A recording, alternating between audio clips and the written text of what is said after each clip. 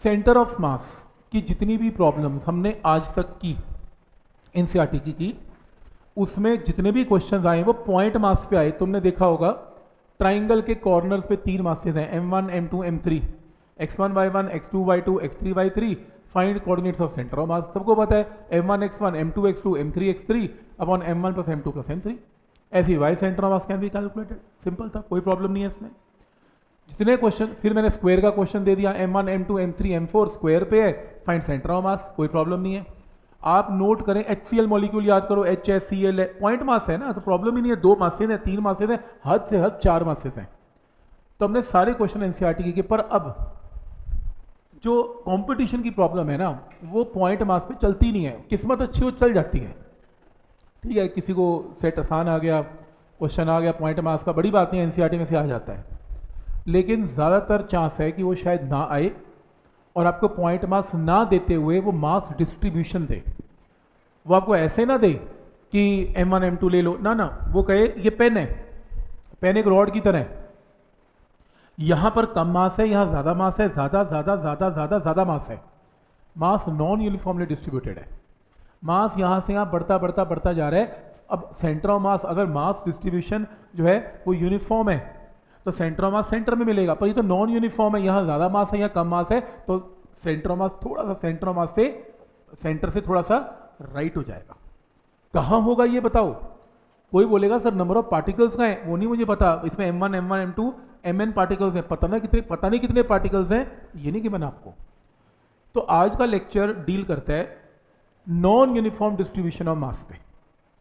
मैं तभी बोला था पहले लेवल का प्रॉब्लम है, एनसीईआरटी की प्रॉब्लम है, m1 m2 m3 खत्म, सबसे आसान प्रॉब्लम है वो। दूसरे लेवल की प्रॉब्लम भी पॉइंट मास की प्रॉब्लम है, लेकिन थोड़ी सी ट्रिकी प्रॉब्लम है जो नेक्स्ट टाइम हम करने वाले हैं, जो मिड लेवल प्रॉब्लम्स है। पर आज जो सीधा हम हिट करेंगे वो करेंगे सीधा नॉन यूनिफॉर्म डिस्ट्रीब्यूशन पे। इसको स्टार्ट करने से पहले ये बात समझ लें कि आपका जो मास है, इस दुनिया में कितने भी मासेस हैं वो 3 किस्म से डिस्ट्रीब्यूटेड होते हैं। मतलब आपके पास कोई भी बॉडी ले आओ फिजिक्स में, उसमें मास की डिस्ट्रीब्यूशन 3 तरीके से। पहली लेंथ वाइज, कि बॉडी का मास डिस्ट्रीब्यूटेड कैसे है, या तो लेंथ वाइज या एरिया वाइज या वॉल्यूम वाइज। जैसे अगर मैं कहूं मेरे पास एक रिंग है, एक थिन रिंग है, पतली रिंग है, पतली रिंग का मतलब आपने ना वॉल्यूम लेना है ना उसका सरफेस एरिया लेना है, बस धागे जितनी पतली है और गोल घूम गई, तो मास उसके ऊपर कैसे पड़ा हुआ है, लेंथ के ऊपर पड़ा हुआ है, उसकी लंबाई के ऊपर मास डिस्ट्रीब्यूटेड है। जैसे थिन रॉड है, धागे की पतला जितना रॉड है, धागे जितना मतलब धागा क्या, धागा भी मोटा है, आपके बाल जितना, हेयर जितना, इतनी पतली रॉड है, क्या ही उसका क्रॉस सेक्शन एरिया लोगे, कुछ है ही नहीं, नेग्लिजिबल ऐसे बोल सकते हो, ऐसे तो वॉल्यूम है उसका, नेग्लिजिबल है। तो मास डिस्ट्रीब्यूशन थिन रॉड पे कैसे होती है, लेंथ वाइज। जैसे कहेगा डिस्क है, अब डिस्क मोटी नहीं, शीट है, शीट या डिस्क एक ही बात है। मास डिस्ट्रीब्यूशन कैसे है, एरिया वाइज, उसके सरफेस एरिया के ऊपर मास है। एक हॉलो स्फीयर है, अंदर खाली एक स्फीयर, अंदर से खाली हवा है, मास कैसे डिस्ट्रीब्यूटेड है, उसके एरिया वाइज, उसके एरिया के ऊपर मास है। सॉलिड स्फीयर है, मास कैसे है, सॉलिड, अंदर घुसा हुआ है मास, जब अंदर घुस गया तो यानी कि वॉल्यूम वाइज है। तो यानी कि डिपेंड करता है कि आपको क्वेश्चन किस कैटेगरी का दे रहे हो, वो खुद बताएगा कि मास लेंथ वाइज लेना है, एरिया वाइज लेना है या वॉल्यूम वाइज लेना है। तो हमारे पास मास डिस्ट्रीब्यूशन कितनी किस्म की है, 3 किस्म की है। पहली किस्म की लेंथ वाइज, तो आपकी जो, अब कोई कहता है जी मुझे कैसे पता लगेगा कि मास डिस्ट्रीब्यूशन कैसे लेनी है, पेपर में गिवन होगी, उसमें गिवन होगा आपको कि ये length wise distribution of charge है, मास है। कोई कहता ना पता लगा तो मैं बता दिया, अगर थिन रॉड आ जाए तो लेंथ वाइज है, रिंग आ जाए लेंथ वाइज है, सॉलिड स्फीयर आ जाए वॉल्यूम वाइज है, सॉलिड सिलेंडर आ जाए वॉल्यूम वाइज है, सॉलिड वर्ड का मतलब वॉल्यूम वाइज है, सिंपल। हॉलो आ जाए तो सरफेस एरिया वाइज है, बस, और कोई लॉजिक ही नहीं है। तो इसके अंदर मान लो आपके पास एक रॉड है और ये थिन रॉड है, इसका मास m है और लेंथ इसकी l है, या मान लो एक थिन रिंग है, दोनों के ऊपर मास डिस्ट्रीब्यूशन कैसे है, पर यूनिट लेंथ, लेंथ के ऊपर डिस्ट्रीब्यूशन है, कैसे, dm dm dm dm dm dm करता हुआ टोटल मास क्या हो जाएगा, m। तो इसके अंदर एक डेंसिटी डिफाइन की जाती है, उस डेंसिटी को बोलते हैं लीनियर मास डेंसिटी। जब वर्ड लीनियर आ जाए, लीनियर का मतलब होता है लेंथ वाइज, तो कौन सी डेंसिटी है? लीनियर मास डेंसिटी है। इसका सिंबल क्या होता है? लैम्डा। तो लैम्डा का मतलब है कितना मास, रॉड का टोटल मास कितना है और टोटल कितनी लेंथ के ऊपर डिस्ट्रीब्यूटेड है, तो मास बाय लेंथ की रेशियो को क्या बोलते हैं? लैम्डा। तो लैम्डा का नाम क्या? Linear mass density. और सिंबल क्या है इसका? लैम्डा। और फॉर्मूला क्या है इसका? Mass upon length. नेक्स्ट जो पॉइंट है वो डिस्क। डिस्क के अंदर ये जो मास देख रहे हो पेंसिल के अंदर, ये कैसे डिस्ट्रीब्यूटेड है? Over it's area. तो डिस्क के ऊपर जो मास है वो मान लो, और ये अजम्पशन है कि डिस्क मोटी नहीं, अगर मोटी ले ली फिर वॉल्यूम वाइज हो जाएगा। डिस्क शीट की तरह है, शीट की तरह। तो मास डिस्ट्रीब्यूशन कैसे है? Area wise. तो कितना मास है? m मास है। कितने एरिया के ऊपर है? पाई आर स्क्वायर के ऊपर है। तो इसकी रेशियो को यहां पर क्या लिखा जाता है? सिग्मा। सिग्मा का मतलब होता है सरफेस मास डेंसिटी। लीनियर का मतलब लेंथ वाइज, सरफेस का मतलब सरफेस एरिया वाइज। तो इसलिए इसका सिंबल क्या है? सिग्मा। ये डेंसिटी है, लेकिन ये मास बाय एरिया के साथ जो है रिप्रेजेंट की जाती है। तो mass by length lambda, mass by area sigma. तीसरी, सॉलिड स्फीयर। सॉलिड स्फीयर के अंदर भी मास है। तो सॉलिड स्फीयर की डेंसिटी क्या है? रो। इसका नाम क्या है? Volume mass density. इसका फॉर्मूला क्या है? कितना मास है और कितने वॉल्यूम के ऊपर है। आपको बचपन में ये कराई गई है। What is definition of density? 6वीं 7वीं से याद करो। यही तो है, मास बाय वॉल्यूम। क्योंकि हमने कभी लेंथ वाइज और एरिया वाइज मास को कभी सोचा ही नहीं है, लेकिन अब थोड़ा +1 है तो एरिया और लेंथ आ गई। अदरवाइज बाय डिफॉल्ट डेंसिटी का मतलब क्या होता है? Mass by volume. समझ में आ रहा है यहां तक? पर अब आज के बाद क्वेश्चन पूछने वाला डिसाइड करेगा कि मास की डिस्ट्रीब्यूशन कैसे आपको देनी है, लेंथ वाइज देनी है, वॉल्यूम वाइज देनी है या एरिया वाइज देनी है। कोई डाउट इसमें? 3 डिस्ट्रीब्यूशन क्लियर है। अब इसको यूज कैसे करना है इसको समझो। कि क्या मतलब क्या है इसका? मतलब ये है, एग्जाम्पल देखो। मान लो आपके पास एक रॉड है, ये रॉड है जिसकी लंबाई कितनी है? 5 मीटर है, जिसका लैम्डा कितना है? 10, और कांस्टेंट है। कांस्टेंट का मतलब लैम्डा होता क्या है? Mass by length. इसके यूनिट्स क्या बनेंगे? केजी पर मीटर। तो इसका लैम्डा कितना है? 10। और क्वेश्चन है टोटल मास निकाल लो। मैंने आपको एक रेशियो बताई, लैम्डा क्या होता है? Mass by length. लैम्डा की वैल्यू कितनी है? 10। लेंथ कितनी है? 5। क्रॉस मल्टीप्लाई करके क्या आ गया? मास। Easy, done. तो समझ में आ रहा है कि लैम्डा यूज कैसे करना है, लैम्डा से कैसे मास निकलेगा। लैम्डा को एल से मल्टीप्लाई करेंगे तो अपने आप क्या जाएगा? मास की वैल्यू आ जाएगी। कोई डाउट इसमें? क्या लगता है आपको, ये आएगा पेपर में? नहीं आएगा यार। क्यों आएगा यार? तुम्हें कोई लैम्डा से लेंथ मल्टीप्लाई करके क्यों कोई सीट देने वाला है? अच्छा हमारे कॉलेज में आ जाओ, बहुत बढ़िया यार, तुम बहुत अच्छा स्टूडेंट, अच्छा काम करके आए हो। कोई नहीं देने वाला। तुम्हें ये नहीं आएगा, तुम्हें तो ये आएगा। लैम्डा की वैल्यू क्या है? 5x। अब प्रॉब्लम है, लैम्डा तो वेरिएबल है, जैसे जैसे x की वैल्यू बढ़ती जाएगी लैम्डा की वैल्यू भी बढ़ती जाएगी। It is non uniform distribution of mass. Mass कम, ज्यादा, ज्यादा, ज्यादा और ज्यादा। अब क्वेश्चन है टोटल मास निकाल लो रॉड का।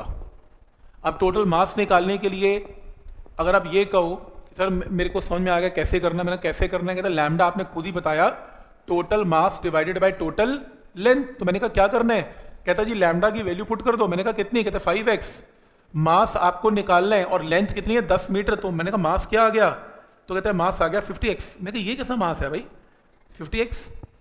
कहते x को फिर से 10 पुट कर दो, 50 इंटू 10 500 kg। ये क्या बात हुई? ऐसे तो बिल्कुल भी नहीं करना। जब भी वेरिएबल मास, वेरिएबल फोर्स, वेरिएबल वर्ड आ जाए तो इंटीग्रेशन एक तरीका और कोई तरीका ही नहीं है। तो आप गलती से ऐसे मत कर लेना। आप कैसे करना? इमेजिन करना कि इसके रास्ते में स्मॉल मास है dm। देखो ना dm dm dm dm लेना पड़ेगा क्योंकि सारे मासेस एक जैसे हैं नहीं, क्योंकि it is a non uniform distribution of मास। तो मास की वैल्यू धीरे धीरे धीरे धीरे बढ़ती जा रही है। आप कोई एक एलिमेंट ले लो dm जिसकी लेंथ सपोज कितनी है? tx। तो start m by x, mass upon length से मत करना। ऐसे करना कि आपने एक एलिमेंट कंसिडर किया कितना? dm, जिसकी स्मॉल लेंथ कितनी है? tx। और ऐसा कब यूज करेंगे? जब नॉन यूनिफॉर्म डिस्ट्रीब्यूशन है, लैम्डा वेरिएबल है। तो स्मॉल मास क्या आएगा? Lambda into dx। लैम्डा की वैल्यू कितनी है? 5x।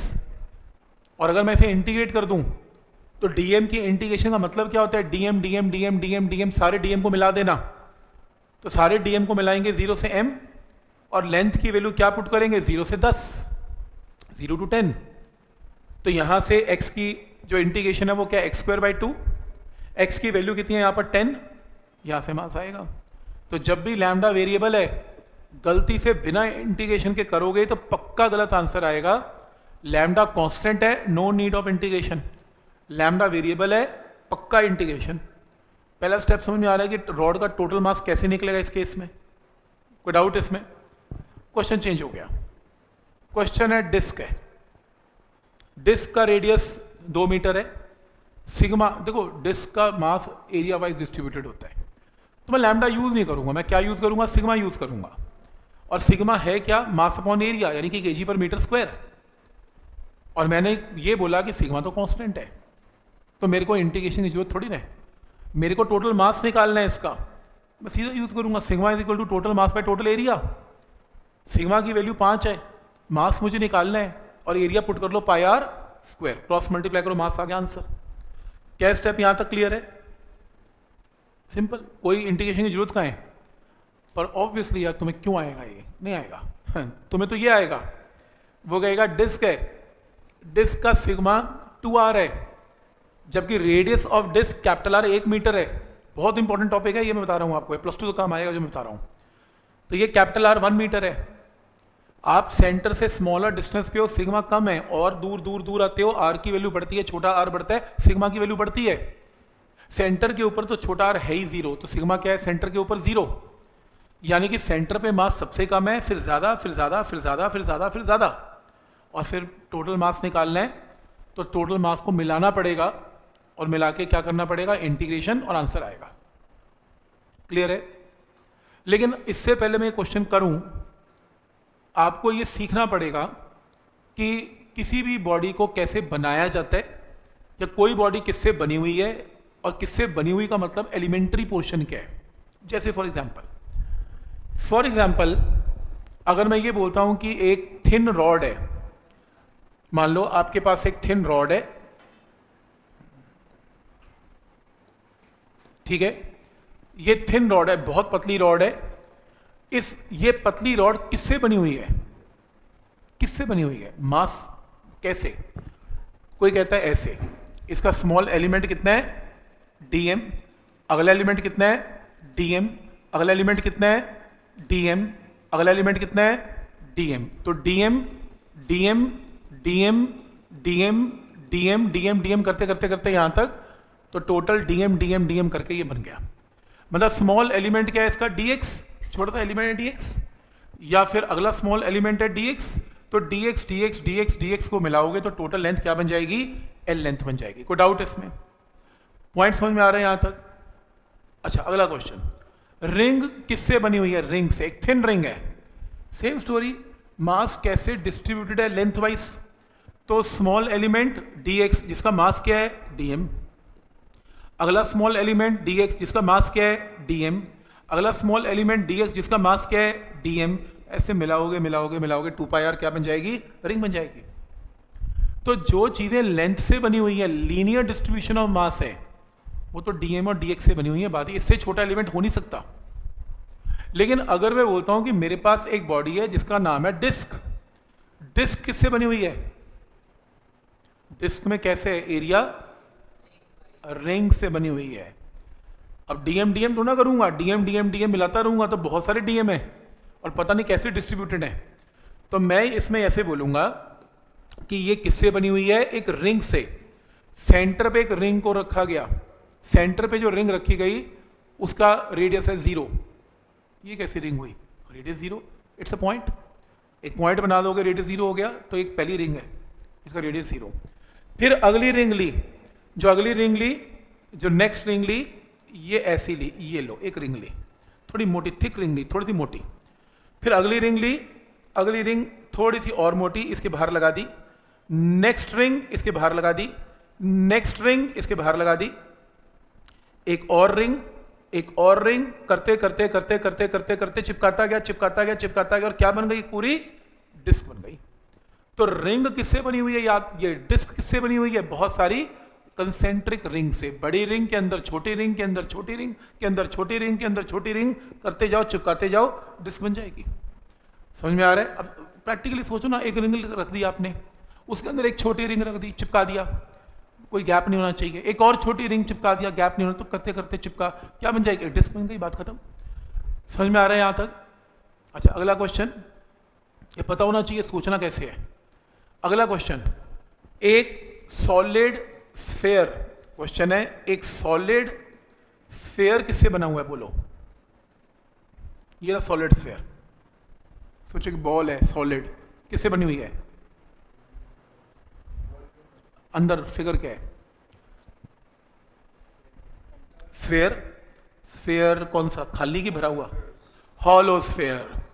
एक बॉल ले लो खाली, अंदर से हवा है खाली, उस बॉल के अंदर एक छोटी बॉल फिट कर दो, चिपका दो अंदर स्फेयर, एक हॉलो स्फेयर, एक और हॉलो स्फेयर, एक और हॉलो स्फेयर, एक और हॉलो स्फेयर, एक और हॉलो स्फेयर, चिपकाते जाओ, क्या बन जाएगा? Solid sphere. पॉइंट समझ में आ रहा है यहाँ तक कि क्या लॉजिक है इसमें? तो स्फेयर के अंदर, स्फेयर के अंदर, स्फेयर के अंदर, स्फेयर नहीं, शेल बोलते हैं इसे वैसे, शेल का मतलब एक स्फेयर जो अंदर से खाली है, एक स्फेरिकल शेल बोलते हैं, स्फेरिकल शेल के अंदर स्फेरिकल शेल के अंदर स्फेरिकल शेल के अंदर स्फेरिकल शेल, और करते करते करते एक सॉलिड स्फेयर। क्लियर है यहां तक? पॉइंट समझ में आ रहा है? तो एक स्टूडेंट कहता है कि इस बार बर्थडे पे केक बनाना है। मैं कहा अच्छा ठीक है, कौन सा बनवाएगा? तो स्फेयर बनाऊंगा। ठीक है बना ले। बर्थडे हुआ, केक कटा, स्लाइसेस सबकी प्लेटों में गया, फिगर क्या बनी? सबकी प्लेट में क्या फिगर आई? लो ऐसे काट रहा हूं मैं, क्या प्लेट में क्या फिगर, आपकी शेप क्या है केक की? केक की स्फेयर को काट रही है ऐसे, ऐसे डिस्क।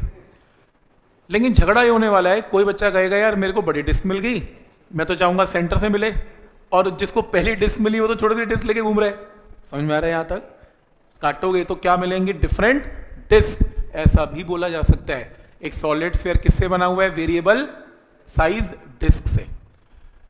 लेकिन हम ये बोलते नहीं है, ऐसा नहीं कि है नहीं, क्योंकि डिस्क जिसका साइज वेरी करता है उसकी इंटीग्रेशन बड़ी टफ है, और ना इंटीग्रेशन रेडियस भी चेंज हो रहा है, वो हम छोड़ देते हैं। इसलिए सारी जो बुक्स है वो ये मानती है सॉलिड स्फीयर किससे बना हुआ है? शेल से, हॉलो स्फीयर से। उसकी इंटीग्रेशन इजी है, सिमेट्री है ना, इमेजिन करना इजी है, पर वो गलत नहीं है, वो सही है। ये इसलिए क्योंकि कैलकुलेशन इजी है। आज मैं करके दिखाऊंगा इसकी कैलकुलेशन। अच्छा, अगली फिगर है सॉलिड सिलेंडर, किससे बना हुआ है? ऑब्वियसली काटते रहो, हर के पास इक्वल साइज डिस्क मिलने वाली है, तो ये बहुत सारी डिस्क से बना हुआ है। तो आइडिया समझ में आ रहा है कि कैसे इमेजिन करना है इसे। तो एक स्टूडेंट कहता है अभी ठीक है समझ गए, पेपर में आएगा, आएगा कंपटीशन में बिल्कुल आएगा। वो तो नई फिगर आ गई। मैंने कहा क्या आ गई? कहता ये एसी है। ये किससे बना हुआ है? मेरे को नहीं पता किससे बना हुआ है ये। इस पे नहीं आएगा क्वेश्चन। कुछ भी रैंडम प्लेन किससे बना हुआ है ये नहीं आएगा। आपको क्वेश्चन आएगा रॉड पे, क्वेश्चन आएगा रिंग पे, क्वेश्चन आएगा सॉलिड स्फीयर पे, शेल पे, डिस्क पे, सिलेंडर पे।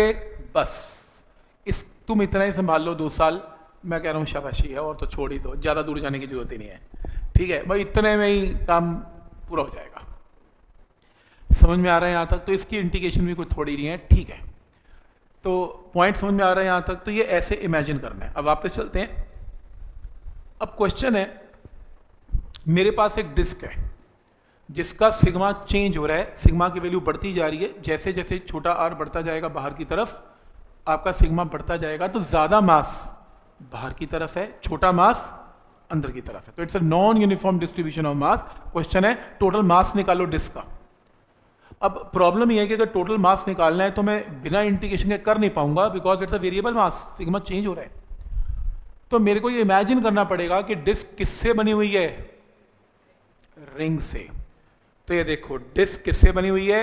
रिंग से, वेरिएबल रिंग से। बड़ी रिंग, छोटी रिंग, छोटी रिंग, छोटी रिंग, छोटी रिंग। लॉजिक ये है अगर टोटल मास निकालना है तो कोई भी एक रिंग इमेजिन कर लो बीच में। तो मान लो एक रिंग इमेजिन कर ली जिसका रेडियस छोटा आर है और जिसकी थिकनेस छोटी सी कितनी है? डी आर है। थिकनेस डी आर है, रेडियस छोटा आर है। तो इसके अंदर देख रहे हो ये पेंसिल से शेड कर रखा है, ये इसके अंदर मास है इसका। रिंग का मास ये दिखाया हुआ है, रिंग का मास है। तो अगर मैं ये मास निकाल दूं रिंग का, फिर अगली रिंग का मास निकाल दूं, अगली रिंग का मास निकाल, सभी रिंग्स का मास निकाल दूं और सभी रिंग्स के मास को मिला दूं, तो किसका मास आ जाएगा? डिस्क का। तो इसलिए जब डिस्क का मास निकलता है तो सीधा डिस्क का मास निकलता ही नहीं है, सबसे पहले किसका मास निकलता है? रिंग का मास निकलता है। तो इसलिए मैंने पहले क्या इमेजिन किया? रिंग इमेजिन किया। तो मान लो एक रिंग है, अब रिंग इस यहां पे सिग्मा की वैल्यू कितनी है? 2 इंटू छोटा आर, तो रिंग का रेडियस भी छोटा आर है, तो सिग्मा की वैल्यू 2 इंटू छोटा आर है। तो फॉर्मूला क्या लगाया? dm by D A. कोई मुझे ये बताएगा कि इसमें dm किसका मास है? ये रिंग का मास है, जो शेडेड मास है, क्योंकि हम अपनी प्रॉब्लम कहां से शुरू कर रहे हैं? रिंग से। रिंग की मासेस को इंटीग्रेट करके किस पे जाएंगे? डिस्क पे। ऑब्वियसली यार डिस्क का तो बाद में निकलेगा, पहले रिंग का निकलेगा। तो रिंग का मास कितना है? dm, और रिंग का ये शेडेड एरिया कितना है? da। तो ये मास भी किसका है? रिंग का। एरिया भी किसका है? रिंग का। कोई मुझे मैथ से बताएगा रिंग का शेडेड एरिया क्या है? आउटर सर्कल का एरिया माइनस इनर सर्कल का एरिया। बोलो आउटर सर्कल का रेडियस क्या है? r प्लस डी आर, और इनर सर्कल का रेडियस क्या है? r। तो क्या बनेगा इसका एरिया? देखो da। da क्या बनेगा? Pi into r plus d r square minus pi into r square. कोई डाउट इसमें? आउटर रिंग का एरिया माइनस इनर रिंग का एरिया समझ में आ रहा है? वो शेडेड एरिया आ रहा है, शेडेड एरिया तो रिंग का एरिया है। कोई डाउट इसमें? इसे मैंने ओपन किया, a प्लस बी का whole square, a square b square 2ab minus pi r square. Pi को सबसे मल्टीप्लाई करके पूरी टर्म्स ओपन किया तो पाई आर स्क्वायर से pi r square cancel. D r तो बहुत बहुत बहुत बहुत ही छोटा है, d r is very very small, इससे छोटा तो हो नहीं सकता। तो डी आर का स्क्वायर तो बहुत ही ज्यादा छोटा है, कैन बी निग्लेक्टेड। हम D r square D R cube में काम नहीं करते, हम तो लास्ट डी आर में ही काम करते हैं। इसको अप्रोक्सीमेटली जीरो कर दिया, क्या बचा? 2 pi r into d r. तो आज के बाद जो ऑब्जेक्टिव बुक सॉल्व करते हैं वो जब सोल्यूशन देखते हैं, यार समझ नहीं आया क्या हो रहा है इसमें, जब डिस्क की प्रॉब्लम आएगी, आएगी दबा के आएगी, थोड़ी भी नहीं भर भर के आएगी, वो देखेंगे यार सोल्यूशन में पता नहीं क्या कर दिया, एरिया ले लिया 2 पाई आर डी आर, ये क्या किया? कोई किताब नहीं बताने वाली ये क्या हो रहा है, सीधा शॉर्टकट मारेगी 2 pi r into d are. हम भी शॉर्टकट ही मारेंगे, हम नहीं करेंगे ये, हम एक शॉर्टकट लेंगे। अगर मैं रिंग के सरकमफ्रेंस को उसकी थिकनेस से मल्टीप्लाई कर दूं तो क्या आ जाएगा? रिंग का एरिया। इसे हाईलाइट करो, आपने ये याद करना है, शेडेड रिंग का area 2 pi r into d r. लेकिन एक्चुअल मेथड तो मैंने आपको बता दिया क्या करना है।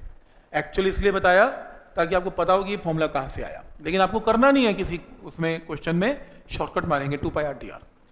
तो कभी मैं पूछ लूँ डिस्क के अंदर एक रिंग है, उसका एरिया बोलो, तो आप बोलोगे circumference into thickness 2 pi r into d r. Step समझ में आ रहे हैं यहां तक? ठीक। शीट इसलिए बनाई क्योंकि इसमें से कुछ लिखवा तो रहा है कोई हिसाब से कि लिख के दिखा, करना क्या आपने? आप कॉन्सेप्ट पकड़ो इसका और सीधा PYQ या ऑब्जेक्टिव क्वेश्चन सीधा ट्राई करो, वहां टाइम लगाओ अपना। समझ में आ रहा है यहां तक? नेक्स्ट है, अब DM का formula sigma into D A cross multiply. Sigma हमने निकाल, सिग्मा हमें क्वेश्चन में गिवन है रादर कितना? 2r पुट कर दिया। डी की वैल्यू कितनी है? 2 pi r into d r put कर दिया। अब ये स्मॉल मास किसका आ गया? रिंग का। अब क्या करेंगे? दोनों साइड्स को इंटीग्रेट। इंटीग्रेशन में यहां से जब पहली रिंग होगी उसका रेडियस स्मॉल आर क्या होगा? 0। करते करते करते आखिरी रिंग का रेडियस क्या होगा? 1 मीटर। तो ये देखो लिमिट्स क्या लगेंगी? 0 से लेके 1 मीटर, 0 से लेके मास। 1 dm की इंटीग्रेशन m होती है, आर स्क्वायर की इंटीग्रेशन r³/3 होती है, और r की जगह क्या पुट कर दिया? 1। ये आंसर आ गया, इतने केजी आंसर है। समझ में आ रहा है कि कैसे आंसर निकालना है इसमें? कोई डाउट इसमें? पॉइंट क्लियर है कि कैसे डिस्क का मास निकला, डिस्क का मास कैसे निकला? पहले रिंग का मास निकला, रिंग के मास से फिर डिस्क का मास निकला। समझ में आ रहा है यहां तक? ठीक। क्या लगता है तुम्हें, मास पूछेगा तुमसे? नहीं पूछेगा, नहीं पूछेगा, मैं खुद कह रहा हूं नहीं पूछेगा, मास नहीं पूछेगा तुमसे। चैप्टर का नाम क्या है? हाँ, तो सेंटर ऑफ मास पूछेगा। तो फिर सेंटर ऑफ मास में ये क्यों कर रहे हैं? क्योंकि अपने को डीएम निकालना आना चाहिए। यहां से पहले टोटल मास निकलेगा तभी तो सेंटर ऑफ मास निकलेगा। इसलिए मैं तो क्वेश्चन में मेरे को एक क्वेश्चन करवाना है और वो क्वेश्चन इतनी बार आया हुआ है आप सोच भी नहीं सकते हो। वो एक क्वेश्चन करने की थ्योरी है ये, उसका रास्ता ये है। तो समझ में आ रहा है कि हो क्या रहा है, बेसिकली बेसिक कॉन्सेप्ट यहां से उठ रहा है। अब देखो नेक्स्ट है सॉलिड स्फीयर। अब सॉलिड स्फीयर की कहानी सुन लो। सॉलिड स्फीयर का रो 4r चेंज हो रहा है, वेरिएबल है, और तुमसे सॉलिड स्फीयर का रेडियस तुम्हें गिवन है कितना 1 मीटर, तुम्हें इसका टोटल मास निकालना है। भूल जाओ, तुम बिना इंटीग्रेशन कर पाओगे, होएगा ही नहीं, इंटीग्रेशन तो करनी पड़ेगी। It's a variable, density change हो रही है, वॉल्यूम डिस्ट्रीब्यूशन ऑफ। अब सॉलिड स्फीयर किसका बना हुआ है? शेल्स का। तो कोई भी एक शेल पकड़ लो, कॉन्सेप्ट क्या लगेगा? सॉलिड स्फीयर क्योंकि शेल का बना हुआ है तो शेल का मास निकलेगा डीएम, अगले शेल का डीएम, अगले शेल का डीएम, अगले शेल का डीएम, तो टोटल मास के लिए डीएम को क्या करना पड़ेगा? इंटीग्रेट। तो शुरू करें। रो का फॉर्मूला यहां पर क्या लगेगा? Dm by dv, cross multiply करके डीएम क्या लगेगा? Rho dv. मुझे बस ये बता दो डीएम किसका मास है? शेल का। डीवी किसका वॉल्यूम है? शेल का। समझ में आ रहा है यहां तक? शेल का वॉल्यूम है डीवी। बोलो शेल का वॉल्यूम क्या है इसमें, कैसे निकलेगा? शेडेड वॉल्यूम है, शेडेड वॉल्यूम है, outer volume minus inner volume. देख रहे हो डीवी, आउटर वॉल्यूम क्या है? 4/3 into pi into r plus d r का whole cube minus 4/3 pi r cube. अब सोचो मैं से ओपन करूंगा होल क्यूब में, डी आर का स्क्वायर निगलेक्टेड, डी आर का क्यूब निगलेक्टेड, पता नहीं क्या कुछ कट कटा के हम नहीं करेंगे, सॉल्व कर लेना घर जाके, जरूरत नहीं है, ये आंसर आएगा 4πr² into d are. Shortcut याद करो, आज के बाद अगर तुम्हें शेल का वॉल्यूम पूछ लिया तो शॉर्टकट है एरिया इंटू थिकनेस। शेल का एरिया क्या है? 4πr², उसको किससे मल्टीप्लाई करेंगे?